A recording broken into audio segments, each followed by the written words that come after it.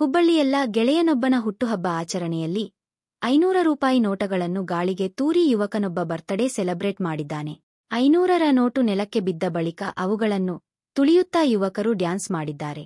ಹುಬ್ಬಳ್ಳಿಯ ತನ್ವೀರ್ ಬರ್ತ್ಡೇ ಆಚರಣೆಯಲ್ಲಿ ಯುವಕರ ಹುಚ್ಚಾಟ ಕ್ಯಾಮರಾದಲ್ಲಿ ಸೆರೆಯಾಗಿದೆ. ಹಣವನ್ನು ಕಾಲಲ್ಲಿ ತುಳಿದ ಯುವಕರು ಭರ್ಜರಿ ಡ್ಯಾನ್ಸ್ ಮಾಡಿರೋ ವಿಡಿಯೋ ವೈರಲ್ ಆಗಿದೆ.